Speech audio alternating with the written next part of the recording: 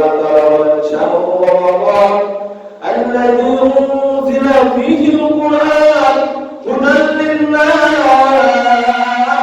ওয়া বাইয়িনাতিন মিনাল হুদা ওয়াল ফুরকান। আল্লাহু আকবার বলেন।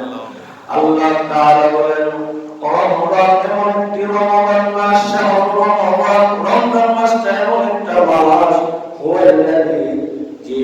হুয়াল্লাযী মানে যিনি আনজালা ফীহিল কুরআন, উনজিলা মানে নাযিল করা হয়েছে, যে নাযিল করা হয়েছে। আল্লাহ তাআলা বলেন শাহরু রমাদান আল্লাযী উনজিলা ফীহিল কুরআন, এই রমজানটা এমন একটা বরকতময় মাস। এই মাসে আল্লাহ তাআলা কুরআনকে অবতরণ করেছেন, কুরআনকে নাযিল করেছেন। আল্লাহ তাআলা একসাথে লৌহে মাহফুজে কুরআনকে সংরক্ষণ করে রেখেছেন।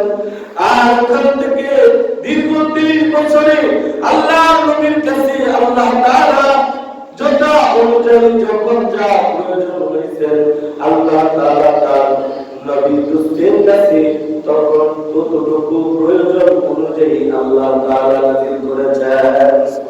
হুদাল লিন-নাস মানে হুদাল লিন-নাস, আল্লাহ তাআলা বলেন যেমন মসজিদটা তোমাদের জন্য হেদায়েতের গাছ, হেদায়েতের রহমত। মসজিদটা কি বলেন? রহমতের গাছ। মসজিদটা কি? কথা বলেন, মসজিদটা কি? মসজিদটা হলো রহমতের গাছ। আল্লাহু আকবার বলেন। এই মসজিদ থেকে রহমত নাযিল হয়, মসজিদ থেকে রহমত নাযিল হয়ে রহমতটা ডান দিক থেকে একবারে পরিপূর্ণ ডান দিক থেকে বাম দিক পর্যন্ত শেষ হয়, আবার ডান দিক থেকে শুরু হয়ে বাম দিক পর্যন্ত শেষ করে। এজন্য আল্লাহ তাআলা আরেক জায়গায় আল্লাহ তাআলা বলেন বুজিয়া লিন-নাস লাল্লাযী বিবাক্কাতা মুবারাকান ওয়া হুদাল লিল আলামিন। এটা হেদায়েতের একটা কাজ। এখান থেকে হিদায়াত যারা গ্রহণ করতে পারবে তারা জান্নাতি বান্দা হবে, আর যারা এখান থেকে বদদুয়া পাবে তারা জাহান্নামের আশঙ্কায় আছে।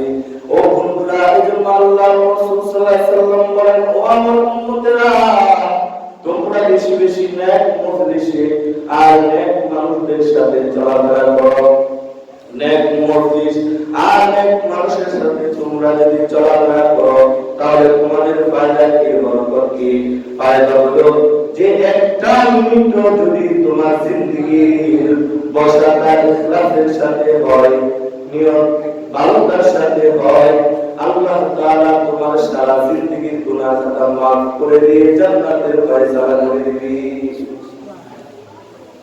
আমার বন্ধুরা, রমজান মাস না মানলে আমাদের দিকে 21 ফেব্রুয়ারি যে এই দেশকে যারা ভাষা দিবস আন্দোলন, তাই না? এই যে ভাষার জন্য যারা জীবন দিল তাদের জন্য দোয়া করি। কারণ মায়ের দুধ পান করেছে, মায়ের বুকের তাজা তাজা প্রাণগুলা এই দেশের জন্য প্রাণ দিয়েছে। যারা এই দেশের জন্য প্রাণ দিয়েছে আমরা তাদের জন্য দোয়া করি, আল্লাহ তাআলা তাদের কবরটা জান্নাতের বাগান বানায়া দে।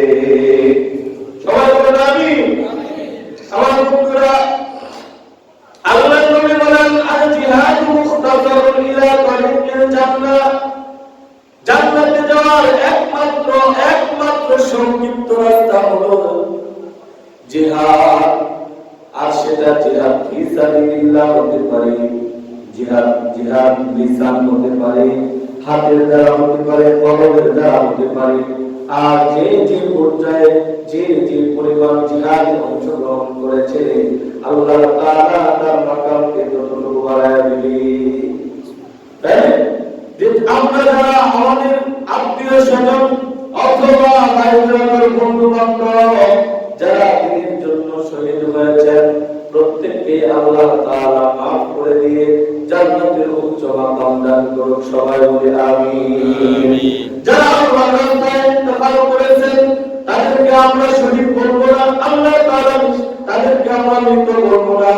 আল্লাহ তাআলা কালামুল্লাহর মধ্যে বলেন যারা দেশের জন্য, যারা দ্বীনের জন্য, যারা কোরআনের জন্য, যারা হাদিসের জন্য, যারা বেদাতীদের বিপক্ষে যারা জীবন দিয়েছে, যারা হক কথায় হাত উঠাইছে অথবা জবান উঠাইছে অথবা হক কথায় কলম উঠায় আছে প্রত্যেককে আল্লাহ তাআলা মাফ করে দিবে। কারণ তাদের জীবনটা আল্লাহর রাস্তায় লড়াই করেছে। তো যারা আল্লাহর রাস্তায় লড়াই করে তারা নিঃসন্দেহে আল্লাহর বন্ধু। তারা উঠে আসতেছে তো নিঃসন্দেহে আল্লাহর বন্ধু। তো আল্লাহর বন্ধুদের জন্য আমরা দোয়া করি এবং আমাদের মৃত্যুটাও যেন শহীদের কাতারে হয়। সবাই বলে আমিন। কারণ বিনা হিসাবে একমাত্র জান্নাতের রাস্তায় হলো শহীদ, আর সেটা হলো জিহাদ। জিহাদ ফি সাবিলিল্লাহ, জিহাদের মাধ্যমে আল্লাহ তাআলা। এখন জিহাদের কথা বললে আমরা মনে করি জঙ্গি, জঙ্গি বললে আল্লাহ তাআলা কি বলেন? যদি জঙ্গি বলতে হয় আমার বন্ধুরা, তাহলে আল্লাহ কি বলেন? কথা বলেন। আমি আল্লাহর বান্দা না? এই জবানটা কার দেওয়া? সবাই বলেন এই জবান কার দেওয়া বন্ধু? আল্লাহ। এখন আল্লাহ যদি এই জবানটা বন্ধ করে দেয়, আপনারা সবাই মিলে কি আমার জবানটা দিতে পারবেন? হ্যাঁ, তাহলে আল্লাহ দেওয়া জবান দিয়ে আল্লাহর গুণগান গাইবেন, আল্লাহর দেওয়া জবান দিয়া আল্লাহর রাসূলের সুন্নাত আদায় করবেন, আল্লাহর রাসূলের উপর দরুদ পড়বেন এবং আল্লাহ তাআলার জিকিরুল্লাহ আদায় করবেন।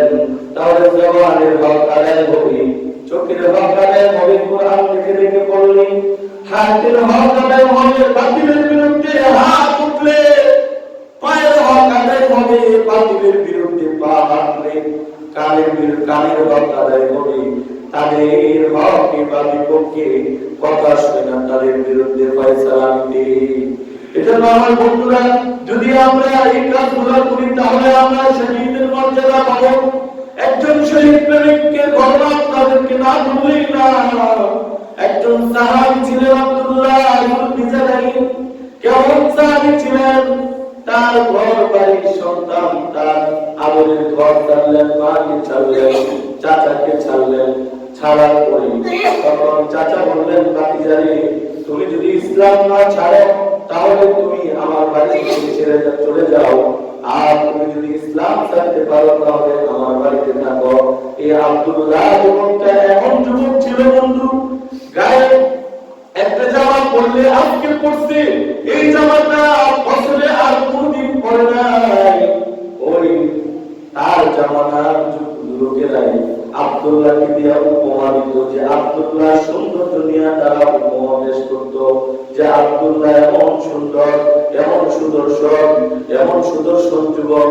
এই যুবককে নিয়ে যুবকরা উপমা দিত যে আব্দুল্লাহ সৌন্দর্য নিয়ে। কিন্তু ইসলামের সুশীল ছায়া করে যখন আল্লাহর নবীর হাতে হাত রেখে যখন কালিমা পড়লেন, তখন তার চাচা, তার আপন চাচা ঘর থেকে বের করে দিয়েছে। তার আপন চাচা, তার পিতা ইন্তেকালের পরে চাচার ঘরে লালিত পালিত হইতে থাকলেন। এমন অবস্থায় যখন ইসলামের খবর শুনলেন, চাচা তখন বললেন, ভাতিজারে এতদিন বড় হইছস, এখন ইসলাম গ্রহণ করছস, আর আমার ঘরে থাকতে পারবি না। তখন চাচার ঘর ছেড়ে দিয়েছে, চাচার বাড়ি ছাড়লো, নিজের পরনের জামাটা খুলে রেখে দিয়েছে। সব কিছু খুইলা উলঙ্গ করে ছাড়া দেওয়ার পরে ইসলাম ছাড়ে নাই যুবক বন্ধুরা।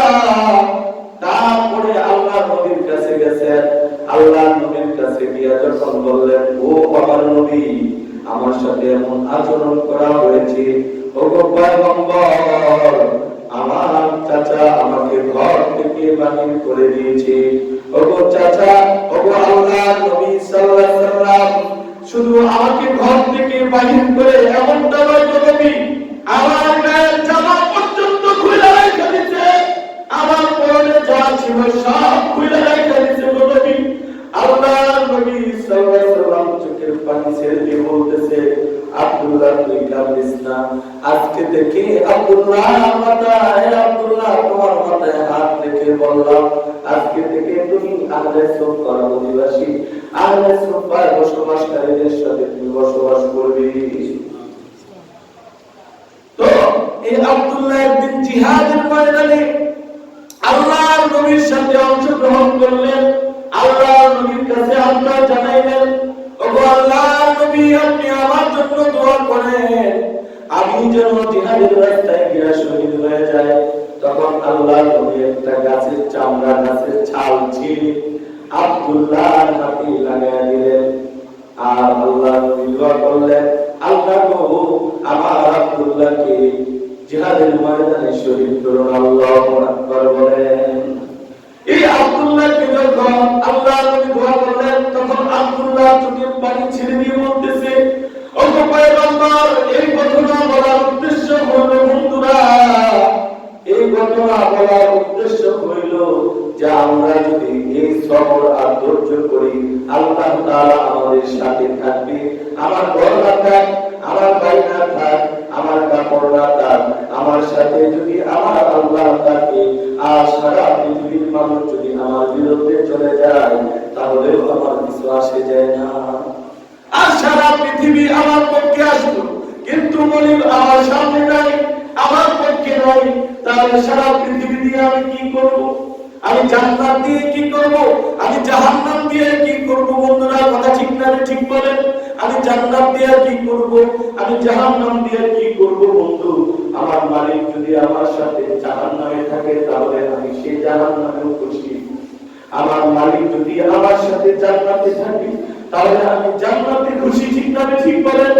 ও বন্ধু, এই যুবকটা যখন দোয়া করলেন, আল্লাহ নবীকে বললেন, ও নবী, আমি দোয়া করতে বললাম জিহাদের ময়দানে শহীদ হওয়ার জন্য, আর আপনি দোয়া করলেন আল্লাহ আমার আব্দুল্লাহকে আপনি শহীদ করেন না।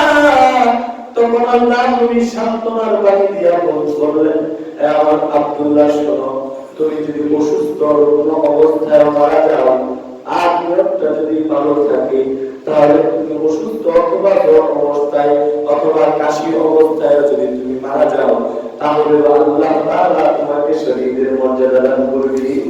আর যদি বলেন সুবহানাল্লাহ, তাহলে আমাদের ইখলাস যদি ভালো থাকে, জিহাদের মঞ্চে মরলে শহীদ হওয়া যায় না। আমরা যদি আমাদের নিয়তকে ভালো রাখি আর দোয়া করি, তাহলে আমরা যেখানে মারা যাব, অসুস্থ অবস্থায় যদি মারা যায়, হাসপাতালের বেডে যদি মারা যায়, তাহলে শহীদের কাতারে আমাদের নামটা লেখাবে কিনা বলেন? বুঝে আসছে আমার বাবা? এই জন্যই ঘটনাটা বললাম। আমার বাবারা শুনেন, আল্লাহ তাআলা বলেন কোরআনটা হলো হেদায়েতের একটা রাস্তা, হেদায়েতের একটা নির্দেশক। এই কোরআনকে যারা মানবে, আল্লাহ তাআলা তাদেরকে হিদায়াত দান করবে। আর যারা এই কোরআনকে মানবে না, তারা হেদায়েত থেকে দূরে সরে যাবে। আমার কথা সবাই বুঝতেছে? কে কে বুঝেন না হাত তুলেন। সবাই বুঝতেছেন? কে কে বুঝতেছেন একটু হাতটা তুলে আল্লাহকে দেখায়। কে কে বুঝতেছেন কথাগুলো? হ্যাঁ বলেন লিল্লাহি তাকবীর, আল্লাহু আকবার, লিল্লাহি তাকবীর। আমার বন্ধুরা, যে কথাটা বলতেছিলাম, শাহরু রমাদানাল্লাযী উনজিলা ফীহিল কুরআন, রমজান মাসটা হেদায়েতের একটা মাস। শাহরু রমাদানাল্লাযী উনজিলা ফীহিল কুরআন, এই রমজানুল মুবারক মাসে আল্লাহ তাআলা কোরআনকে নাযিল করেছেন। আর কি করছেন?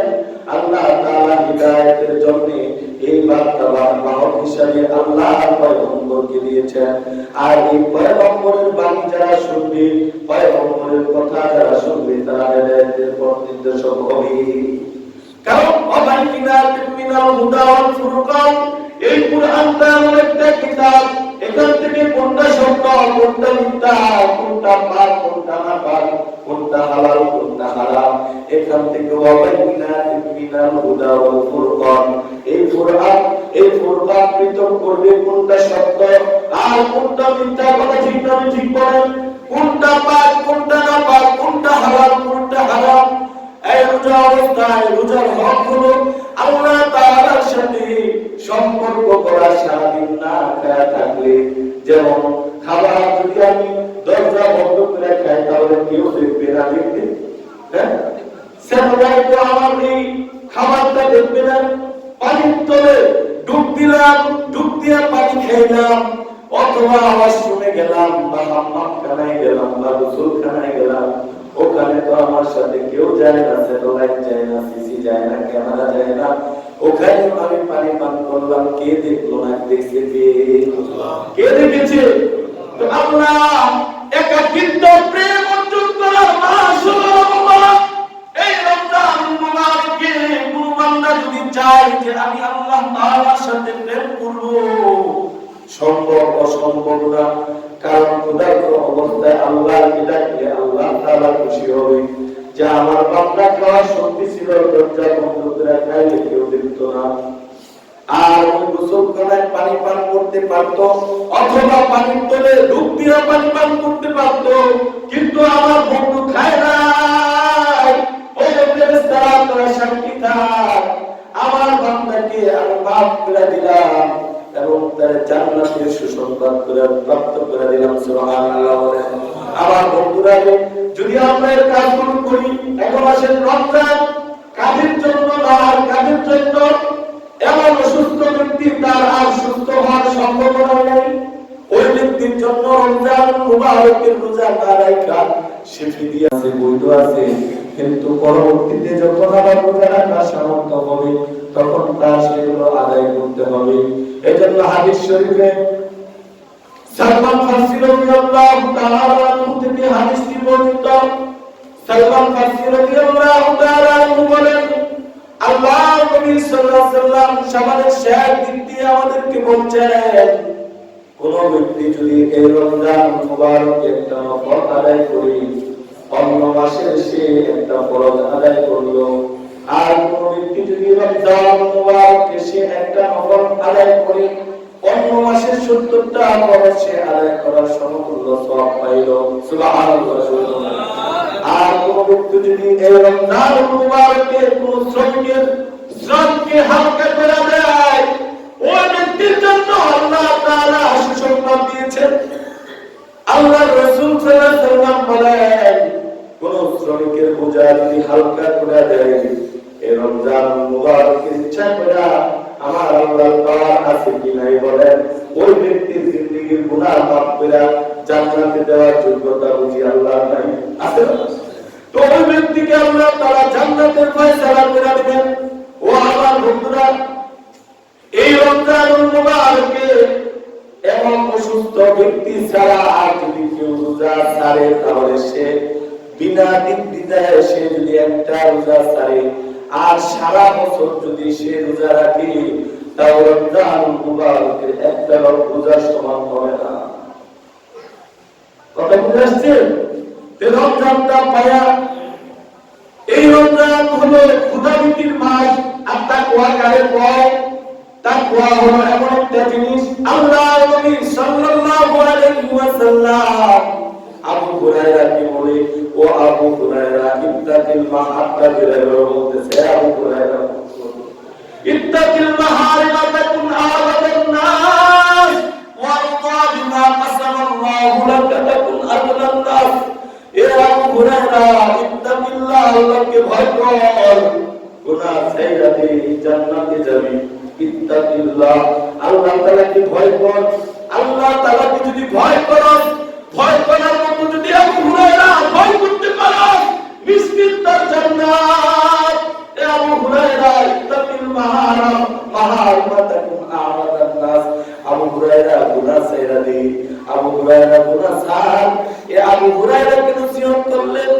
আরেকজন সাহাবী ছিলেন হযরত আব্দুল্লাহ ওমর ইবনে খাত্তাব, সে কাব রাদিয়াল্লাহু তাআলা আনহুকে বলতেছে, কাব আমাকে তাকওয়া সম্পর্কে কিছু বলো, তাকওয়া কি জিনিস আমার বুঝে আসতেছে না। কে বলে?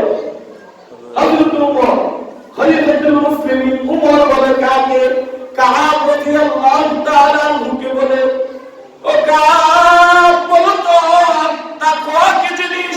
তখন কাব বলল, ওমর শুনো, তুমি কি কখনো বেড়াতারের উপর দিয়ে কখনো অতিক্রম করেছ? মনে করো তুমি একটা বেড়ার তারের উপর, কাটা তারের বেড়ার উপর দিয়ে অতিক্রম করতেছ, তখন তুমি কিভাবে অতিক্রম করবে? তখন আব্দুল্লাহ ওমর ইবনে খাত্তাব রাদিয়াল্লাহু তাআলা কাব রাদিয়াল্লাহু তাআলা মুখে বলে, ও বন্ধু কাব, আমি তো কাটা তারের বেড়ার উপরে এমন ভাবে যদি যাই তাহলে সতর্কতার সাথে যাব, জানি কাটা তারের বেড়া তারগুলো আমার শরীরে যেন না ঢুকে যায়, সতর্কতার সাথে আমি সেই তার বের করে তারপরে অতিক্রম করব। কথা ঠিক না বেটি? তখন কাব রাদিয়াল্লাহু তাআলা হযরত ওমরকে বললেন, ওমর এই যে সতর্কতার নামই হলো তাকওয়া। আল্লাহু আকবার বলেন। কারণ সতর্কতা না থাকলে অ্যাক্সিডেন্ট হবে। রমজানুল মুবারকে পাঞ্জাবি অথবা জুব্বা পরা তারপর খেয়াল যোগ্যতা রাখে সে, যদি তাকওয়া না থাকে, কথা ঠিক না ঠিক বলেন। এই জন্য তাকওয়া অর্জন করবে যারা, ভয় যারা পাবে, আল্লাহর বন্ধু তারা হবে। এই জন্য আমি প্রথমে আমার আলোচনায় বলেছিলাম আহলান সালাম শাহরু রমাদান, ঠিক আছে না, যে মাহে রমজানকে স্বাগতম জানাচ্ছি। কারণ মাহে রমজান হলো গুনাহ মাফের মাস। মাহে রমজান আল্লাহ তাআলা রমজানের প্রতিদান, আমার বন্ধুরা রমজানের প্রতিদান আল্লাহ রাব্বুল আলামিন হাতে দিবে। রমজানের প্রতিদান আল্লাহ তাআলা নিজ হাতে পুরস্কার করবে। তাহলে আরেকজন আমরা সবাই আশরাফ আলী থানভীর নাম শুনছি না? থানা ভবন থেকে সে জানে এমন এক জায়গায় রওনা দিচ্ছেন, তার সাথে আরো লোকজন আছেন। থানা ভবন থেকে তার সরঞ্জাম আগে আর আসছিলেন না, এই আজকের কাছে নিছেন, ট্রেনে উঠবেন, থানা ভবন থেকে সে যাবে। তখন থানা ভবন থেকে উঠলে তখন তার এই বোঝাটা আর মাপলেন না। তখন ওই যে ওনার ট্রেনের যারা দায়িত্বে আছে তাদেরকে, টিটিদেরকে বললেন, তুমি এই বোঝাটা মাপবা না কেন? তখন টিটি বললেন, হুজুর আপনাকে এত মহব্বত করি, আপনার এই মালটা যদি এখন মাপি কেমন দেখা যায় না, কি বলেন? তখন আশরাফ আলী থানভী রাহমাতুল্লাহি আলাইহি বললেন, আমি তো থানা ভবন থেকে এমন জায়গায় যাব। তখন বললেন, আমি অমুক জায়গায় যাব। টিটি বললেন, তখন টিটিকে বললেন, আমি তো এই থানা ভবন থেকে আরো অনেক দূরে যাব। তখন টিটি বললেন, আমি তো একবারে আপনার শেষ পর্যন্ত যাব, কলকাতা পর্যন্ত যাব। তখন টিটি বললেন, টিটিকে আবার উত্তর দিলেন, আমি তো আরো দূরে যাব। তখন টিটি বললেন, হায় রে আশরাফ আলী থানভীর মাথা মনে হয় খারাপ হয়ে গেছে, কারণ কলকাতার পরে তো আর কোনো স্টেশন নাই। এখন কি করা যায়? কলকাতার পরে যখন স্টেশন নাই, তখন থানভী বললেন, শোনো, আমি তো এই স্টেশনের কথা বলি নাই, আমি তো আমার একটা স্টেশনের কথা বলছি, যে স্টেশনে আমি থাকবো আর আমার আল্লাহ থাকবে। আল্লাহু আকবার। ওখানে শুধু আমার আল্লাহ থাকবে আর আমি থাকবো, আমার কবরে আমি যাবো আর কেউ যাবে না। ও বন্ধু, আমি তো স্টেশনের কথা বললাম। আমার বন্ধুরা, রমজানুল মুবারকে যদি আমি আল্লাহ তাআলাকে ভয় করি, এজন্য আল্লাহ তাআলা কোরআন কারীমের মধ্যে বলেন, ওয়া ইয়াত্তাকিল্লাহা ইয়াজআল লাহু মাখরাজা ওয়া ইয়ারযুকুহু মিন হাইসু লা ইয়াহতাসিব। আল্লাহ তাআলাকে যারা ভয় করবে, ভয় করার মতো আল্লাহ তাআলা তাদেরকে রিজিকের ফয়সালা নিজ হাতে দিবেন। সুবহানাল্লাহ বলেন। এমন জায়গা থেকে আল্লাহ তাআলা রিজিকের ব্যবস্থা করে দিবেন, সে কখনো কল্পনাও করে নাই। আর তার হায়াতে আমলে আল্লাহ তাআলা বরকত দিবে। এই জবান দিয়া যার জন্য দোয়া করবে, দোয়া কবুল হবে। এই জবান দিয়া যদি কাউকে ভালো নির্দেশনা দেয়, সে নির্দেশন মানবে। হকের পথে চলতে চাইলে, সে বলতে চাইলে শুনবে। এখন আপনাদেরকে আমি জিজ্ঞাসা করি, তাকওয়া অর্জন করা আমাদের দরকার আছে না নাই? সবাই কার কার আছে? আল্লাহ তাআলাকে হাতটা দেখা দিই বন্ধুরা। আল্লাহ, সবাই বলেন আল্লাহ। আমাদেরকে রমজানুল মুবারকের ফয়জ আর বরকত দান করো। আমার সাথে বলেন আল্লাহ। রমজানুল মুবারক গুনাহ মাফের মাস, আমরা যেন গুনাহ মাফ করে জান্নাতুল মানুষ হতে পারি। সবাই বলেন আমিন। আল্লাহ, তাকওয়া অর্জন করার তৌফিক দান করো। আল্লাহ, আমাদের সবাইকে তুমি কবুল করো।